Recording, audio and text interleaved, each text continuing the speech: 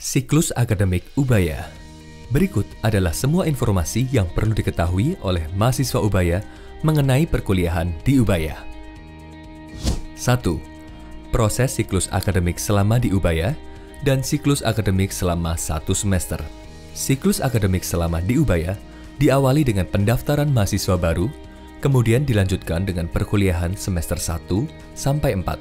Setelah melewati perkuliahan selama 4 semester, maka terdapat evaluasi untuk 4 semester pertama, di mana apabila mahasiswa tidak memenuhi syarat-syarat tertentu, maka mahasiswa akan di-drop out. Selanjutnya, perkuliahan dilanjutkan selama 4 semester.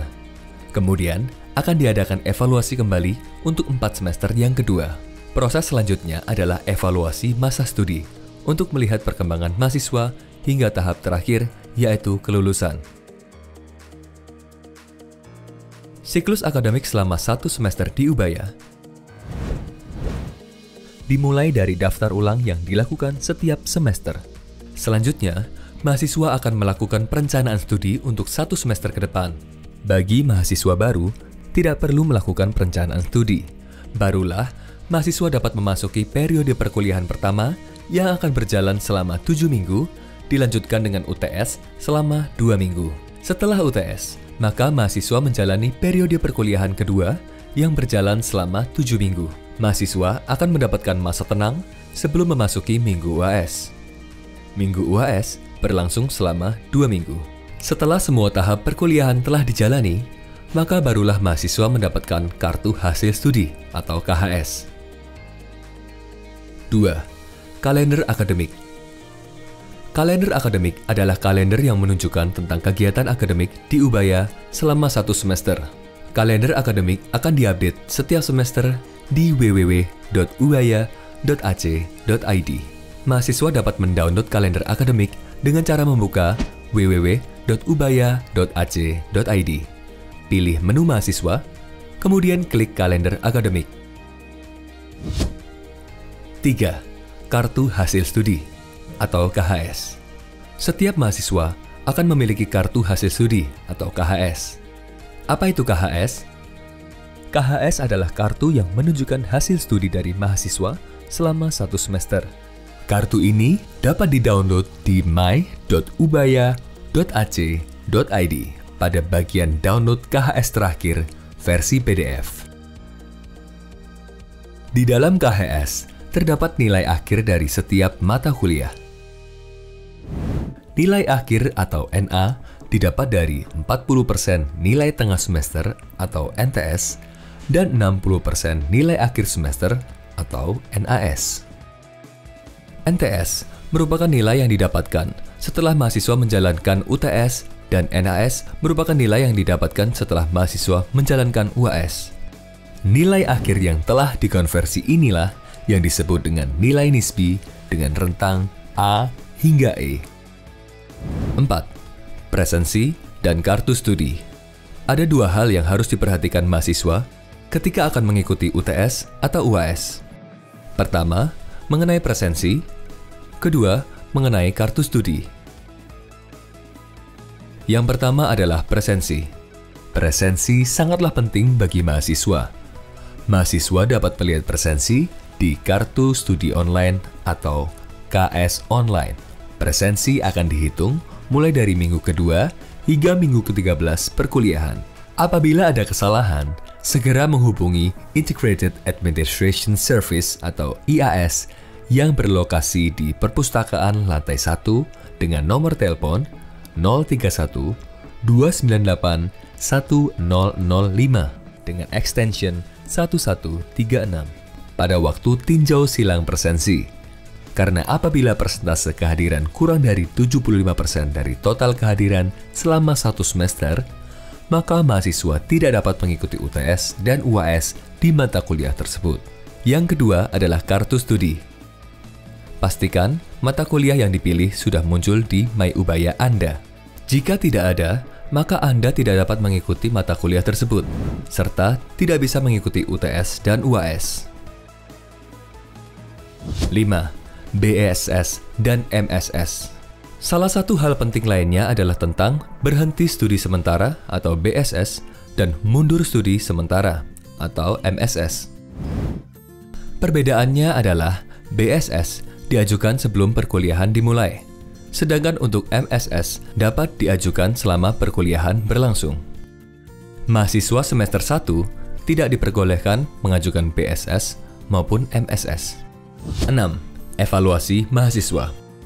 Ubaya mengadakan evaluasi setiap 2 tahun sekali atau setiap 4 semester. Evaluasi pertama memiliki persyaratan yaitu IPKM lebih besar sama dengan 2 dan SKSM lebih besar sama dengan 36. Sedangkan untuk evaluasi kedua, syarat-syaratnya adalah IPKM lebih besar sama dengan 2 dan SKSM lebih besar sama dengan 78. Dengan tambahan mahasiswa Fakultas Teknik juga diharuskan lulus beberapa mata kuliah yang sudah ditentukan. Dan untuk Fakultas Kedokteran, diadakan evaluasi tiap tahun dengan syarat IPKM dan SKSM yang berbeda. Apa yang dimaksud dengan IPKM dan SKSM? IPKM adalah IPK yang dihitung mulai dari semester 1 hingga semester terakhir tanpa memperhitungkan nilai E. IPKM ini digunakan untuk penerbitan transkrip akademik mahasiswa dan perhitungan evaluasi studi. Begitu juga dengan SKSM. SKSM merupakan perhitungan jumlah SKS yang mahasiswa ambil dimulai dari semester 1 hingga semester terakhir tanpa memperhitungkan SKS mata kuliah dengan nilai E. 7. Syarat-syarat kelulusan. Syarat-syarat kelulusan yang harus dipenuhi oleh mahasiswa adalah A.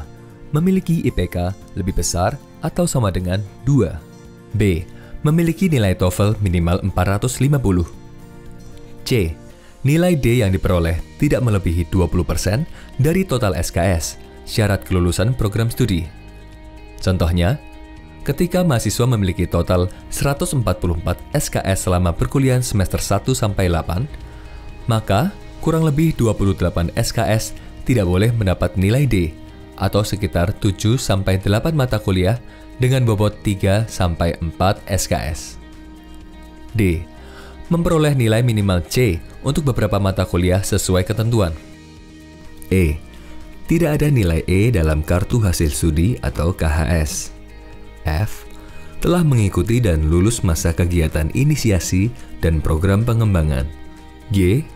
Memenuhi ketentuan akademik lain yang ditetapkan secara spesifik pada fakultas atau jurusan atau program studi.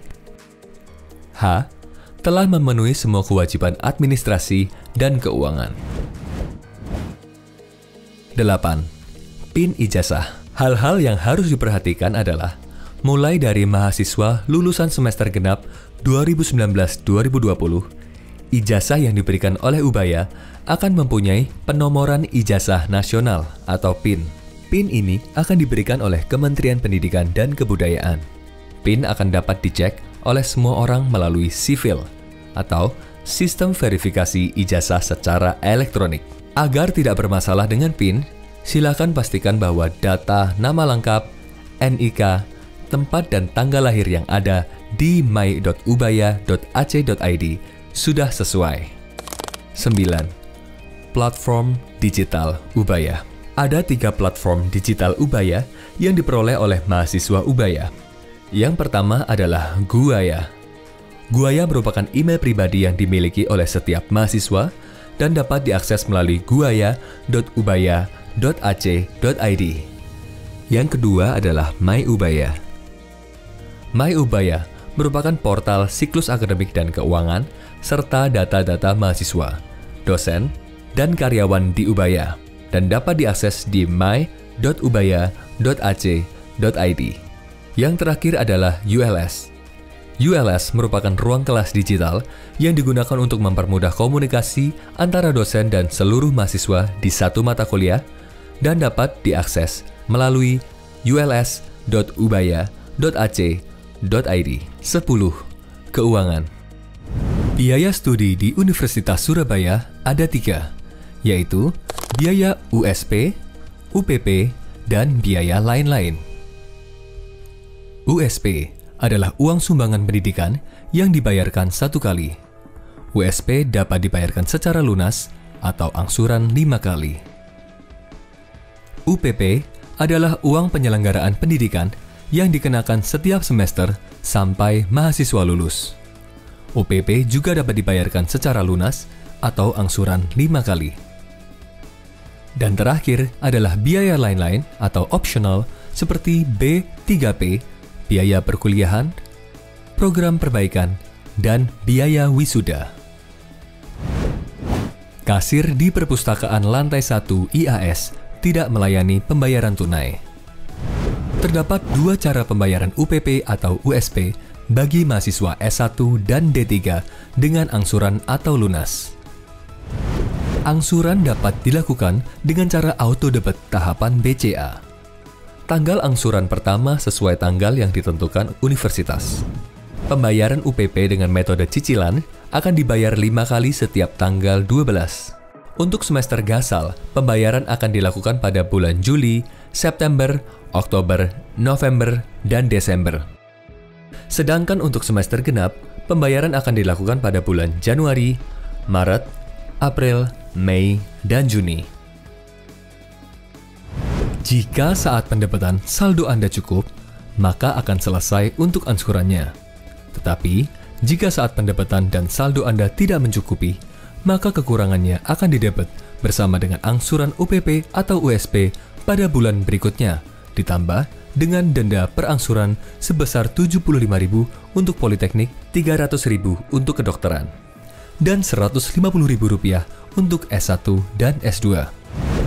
Untuk kasus khusus, bisa melakukan pembayaran melalui BCA Virtual Account untuk pembayaran UPP di BCA Virtual Account dengan format 049119, kemudian masukkan NRP Anda.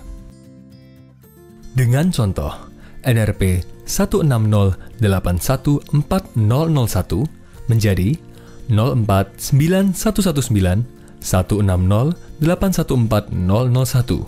Dan untuk USP, jika pembayaran dilakukan sebelum perkuliahan dimulai, maka pembayaran dapat ditransfer ke virtual account dengan kode 049120 plus nomor pendaftaran. Dengan contoh 049120100069.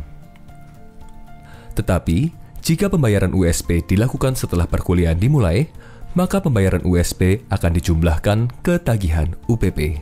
Untuk pengajuan UPP secara lunas dapat dilakukan di my.ubaya.ac.id. Kemudian tekan tombol fitur, dan pada bagian keuangan, tekan tombol pengajuan UPP lunas. Batas waktu untuk pengajuan UPP secara lunas mengikuti ketentuan dari universitas. Untuk mengecek pembayaran Anda dapat melihat di www.my.ubaya.ac.id. Seperti contoh di bawah ini. 11. Beasiswa-beasiswa yang ada di Ubaya. Beasiswa-beasiswa yang dapat diberikan ada 2 jenis, yaitu internal dan eksternal. Beasiswa internal terdiri dari 5 macam, yaitu beasiswa kurikuler. Diperuntukkan bagi mahasiswa yang memiliki IPS tertinggi pada tiap fakultas atau jurusan atau program studi sesuai dengan angkatan masing-masing. Beasiswa penalaran dan kreativitas. Diperuntukkan bagi mahasiswa yang memiliki prestasi di bidang penalaran dan kreativitas. Beasiswa aktivis. Diperuntukkan bagi mahasiswa yang terlibat aktif dalam kegiatan kemahasiswaan dan memiliki prestasi akademik minimum cukup baik. Beasiswa prestasi olahraga dan seni. Diperuntukkan bagi mahasiswa yang menjadi pemenang lomba olahraga atau seni sebagai delegasi Ubaya di tingkat provinsi, nasional, atau internasional yang memiliki IPS atau IPKM lebih besar atau sama dengan 2,5. Bantuan biaya pendidikan simpati. Diperuntukkan untuk membantu pendanaan perkuliahan bagi mahasiswa dengan ekonomi lemah. Beasiswa eksternal ada dari APBN dan non-APBN. APBN, Kartu Indonesia Pintar Kuliah atau Bidik Misi. Beasiswa Peningkatan Prestasi Akademik atau PPA, non-APBN. Beasiswa Yayasan Kasih AA Rahmat. Beasiswa Yayasan Salim. beasiswa Yayasan Tunas Muda Cendekia atau YTMC, beasiswa Plus dari Jarum Foundation, beasiswa CIMB Niaga Syariah, dan masih ada banyak lagi jika Anda ingin mencari informasi lebih lanjut.